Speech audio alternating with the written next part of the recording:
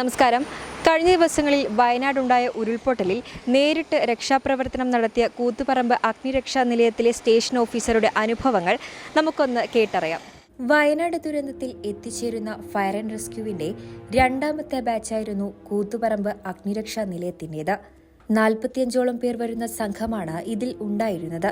ദുരന്തമുഖത്തെ അനുഭവങ്ങൾ പറയുമ്പോൾ കൂത്തുപറമ്പ് അഗ്നിരക്ഷാ നിലയം സ്റ്റേഷൻ ഓഫീസറായ പി ഷനിത്തിന്റെ കണ്ണുകളിൽ ദുരന്തത്തിന്റെ നേർക്കാഴ്ചകൾ കാണാമായിരുന്നു.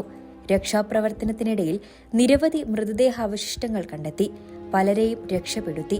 അതിനിടയിൽ കണ്ണീരണിയിപ്പിക്കുന്ന വളർത്തുമൃഗങ്ങളും മനുഷ്യരും ഉള്ളുലേക്കുന്ന കാഴ്ചകളായിരുന്നു.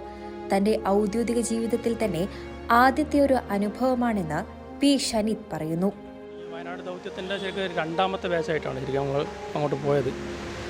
അന്ന് ഈ സംഭവം നടക്കുന്ന സമയത്ത് ശരിക്കും അന്ന് തന്നെ ഇൻസ്ട്രക്ഷൻ ഉണ്ടായിരുന്നു, അങ്ങോട്ടേക്ക് പോകാനുള്ളൊരു ഇൻസ്ട്രക്ഷൻ ഉണ്ടായിരുന്നു. പക്ഷേ അന്നായിരുന്നു ശരിക്കും ഇവിടെയും കുറേ പ്രശ്നങ്ങളുണ്ടായിരുന്നു. അതിനോടനുബന്ധിച്ച് ഇവിടെ തന്നെ മെരുവമ്പായി, നീർവേലി, കണ്ണവമ്പാങ്ങളിലും വെള്ളം കയറിയിട്ടുള്ള അവസ്ഥയുണ്ടായിരുന്നു. അവിടെ ഒരു രക്ഷാദൗത്യം നടക്കുന്നുണ്ടായിരുന്നു. അന്ന് ഫസ്റ്റ് ബാച്ച് തന്നെ അങ്ങോട്ട് പോകാൻ പറ്റാതിരുന്നത്.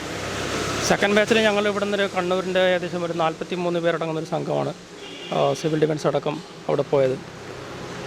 ശരിക്കും അവിടുത്തെ ഭയാനകമായിട്ടൊരു അവസ്ഥ തന്നെയായിരുന്നു. കാരണം ഇത്രയും വലിയൊരു ലാൻഡ് സ്ലൈഡ് എൻ്റെ ഔദ്യോഗിക ജീവിതത്തിൽ ആദ്യമായിട്ടാണ്. പുത്തുമലയുടെ കാര്യങ്ങൾ അറിയാം, പക്ഷേ അത്രയും വലിയൊരു ലാൻഡ് സ്ലൈഡ് എന്ന് പുത്തുമല അത്ര പറയാൻ പറ്റില്ല. ഇത് ശരിക്കും ഒരു ലാൻഡ് സ്ലൈഡ് അല്ല, ശരിക്കും ഒരു കറുത്ത ഫ്ലോ എന്ന് തന്നെ ശരിക്കും പറയാം. ഞങ്ങളവിടെ എത്തി ഏകദേശം 2-ാം തീയതി മുതൽ ഞങ്ങളുടെ ദൗത്യം ഉണ്ടായിരുന്നത്. ആദ്യത്തെ സർച്ചിങ് എല്ലാം കഴിഞ്ഞാണ്, സർഫസ് സർച്ചിങ് എല്ലാം കഴിഞ്ഞാണ്. പിന്നെ നമ്മളുടെ ദൗത്യം എന്ന് പറഞ്ഞു കഴിഞ്ഞാൽ യന്ത്രത്തിൻ്റെ സഹായത്തോടെ, അതായത് എക്സ്കവേറ്ററിൻ്റെ സഹായത്തോടെ ഹിറ്റാച്ചി ഉപയോഗിച്ച് അവിടെയുള്ള മാലിന്യങ്ങൾ നീക്കം ചെയ്യുക. ആ മാലിന്യങ്ങൾ നീക്കം ചെയ്യുമ്പം ഏതെങ്കിലും ബോഡി എന്ന് പറയാം, നമ്മളിപ്പോൾ സേവായിട്ടുള്ള ആളുകൾ ഉണ്ടാകാനുള്ള സാധ്യത വളരെ കുറവാണ്. അങ്ങനെ കിട്ടുന്ന ബോഡികൾ റിക്കവർ ചെയ്ത് മാറ്റുക എന്നുള്ള ഒരു ഡ്യൂട്ടിയായിരുന്നു നമുക്കുണ്ടായിരുന്നത്. കൂത്തുപറമ്പ് ഭാഗങ്ങളിലായും കഴിഞ്ഞ ദിവസങ്ങളിൽ പെയ്ത ശക്തമായ മഴയിലും കാറ്റിലും നിരവധി സ്ഥലങ്ങളിലാണ് വെള്ളപ്പൊക്കവും മറ്റു ദുരന്തങ്ങളും ഉണ്ടായത്. എല്ലാ ഭാഗങ്ങളിലും സുരക്ഷ ഒരുക്കുക എന്ന ദൗത്യം ചെറുതല്ല.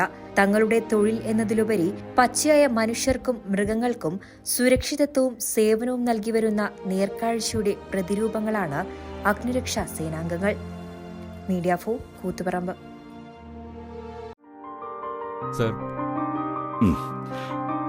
വർഷങ്ങളോളമായി ഞാൻ ഈ ജ്വല്ലറിയെ കുറിച്ച് കേൾക്കുന്നു. സ്കൈ ഗോൾഡൻ ഡയമണ്ട്സിന്റെ ആഭരണങ്ങളെല്ലാം ഇത്രയും പണിക്കൂലി കുറച്ച് കൊടുക്കുന്നത് എന്നെ അത്ഭുതപ്പെടുത്തുന്നു. അതും BIS 916 മൂല്യത്തോടുകൂടി.